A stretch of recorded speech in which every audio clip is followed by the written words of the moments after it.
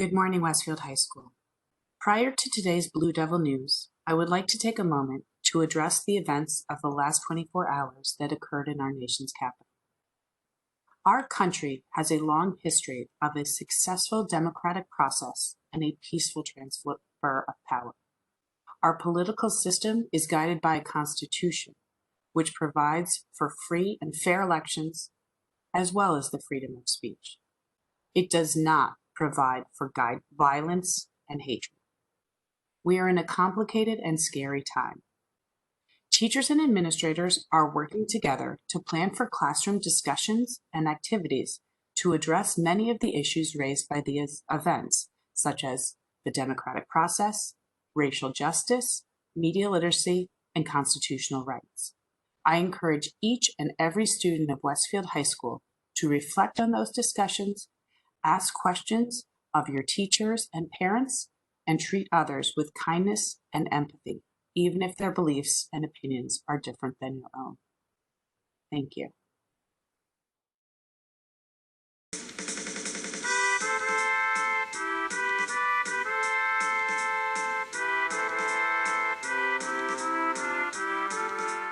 Good morning, WHS, and Happy New Year! I'm Alex Moncato. And I'm Jacob Chalfont. Welcome to your Bdtv announcements. Last school year, WHS took the No Place for Hate pledge, promising to keep our school safe from hate and bullying. This year, students of the Westfield High School community took the pledge again to renew their vows against hate. We go to Aaron Friedman with this story. For over a year, No Place for Hate has been a prominent organization in Westfield High School. With help from the Anti-Defamation League, they have successfully completed numerous activities in order to fight hate in Westfield High School.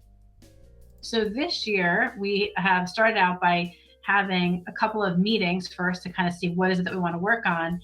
And we're really moving from, if we think about last year as being about raising awareness and education, while our education role continues, we're now trying to move that into taking action. So last year, we had a committee of around like 35 people, which was great, and that included faculty, staff, students. At the start of the school year, having done all those things last year and through the summer, when we started the school year, we had over 70 people who were interested in being on No Place for Hate. Now, with our big committee, have broken up into subcommittees, and now students are working in various areas to put together community-wide events that will happen throughout the year. We don't have anything that is verified yet beyond the pledge signing day, of which we have done in the English classes about 2 weeks ago. So that's something that we're going to consistently do each year to work against bullying and hatred in our school community and get people involved. The organization's connections to staff members as well as to the Anti-Defamation League gave it a strong foundation, which its members use to the best of their ability to promote the cause. The Anti-Defamation League, and this is a national organization that when it was originally started, its focus really was to try to combat anti-Semitism in our country and around the world.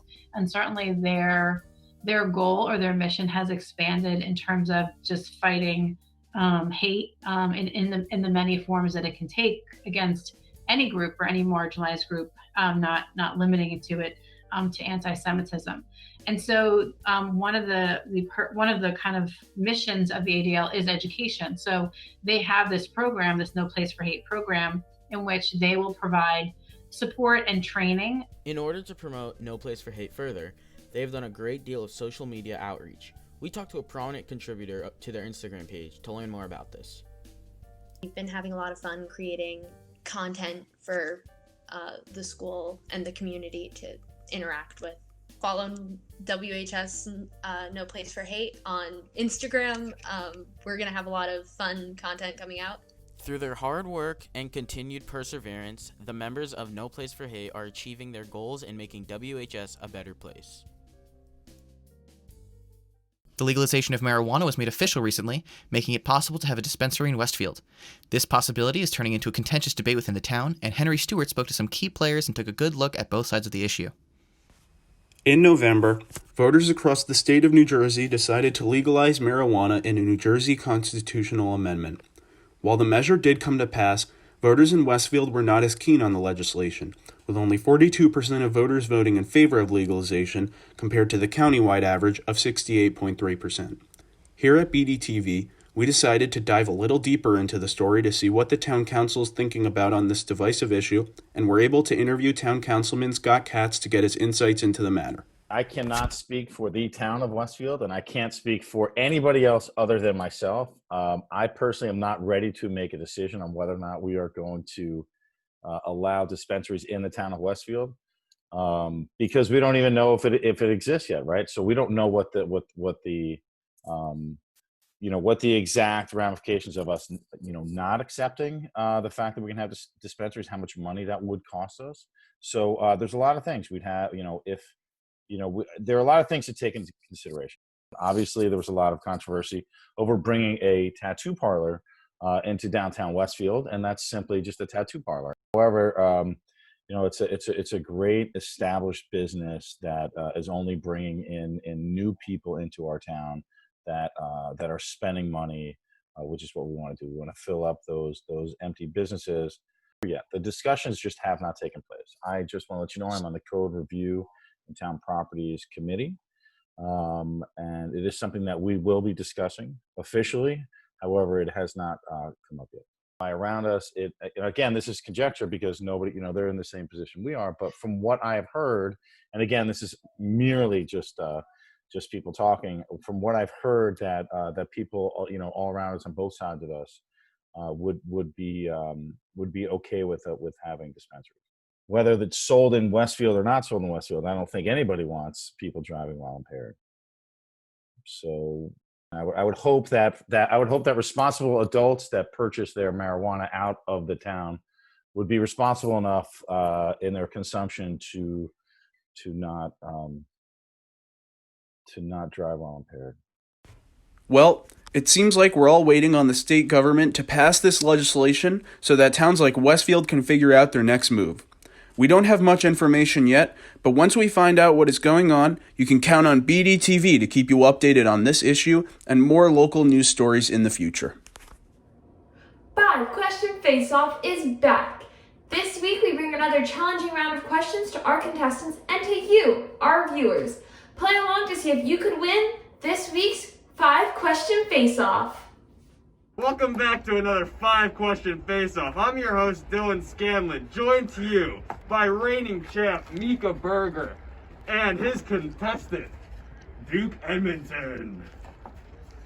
Today we've got our 5 questions as usual. Let's get right into it. Let's spin that wheel.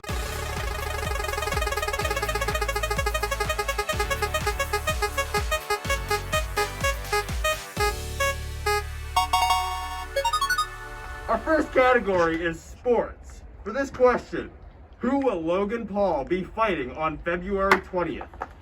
Floyd Mayweather. Correct! It is 1-0. Let's spin that wheel.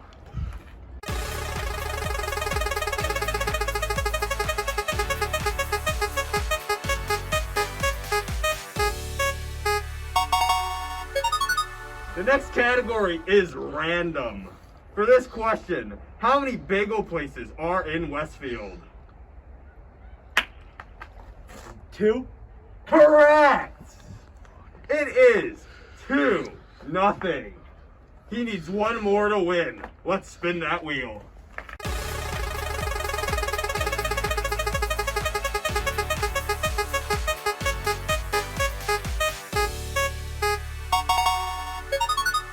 The next category is pop culture. For this question, how many monoliths have been spotted? 4. No. That is wrong. No. 3. It is 3. He is the winner, Duke Edmonton. Congratulations. If you would like to be included in one of our segments on the next episode of Bdtv, please email us at whsbluedeviltv@gmail.com or follow us on Twitter and Instagram at whsbdtv. And that's all for this week, WHS. Thank you for watching this week's Bdtv announcements. Please stay safe and see you next week.